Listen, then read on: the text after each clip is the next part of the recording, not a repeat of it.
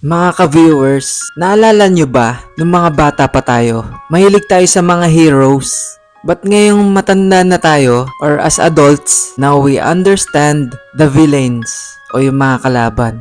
Kasi nung mga bata pa tayo, simple lang naman ang mundo eh. May mabuti, may masama. Pero habang tumatanda tayo, natututunan natin na hindi lahat ng masama pinanganak ng masama. Minsan, yung mga villains o yung mga kalaban sa movie, sila lang naman yung napagod, nasaktan, yung pagod na mag-explain ng sarili nila. Or pwedeng nakalimutan lang din sila dahil lagi silang nabibigo.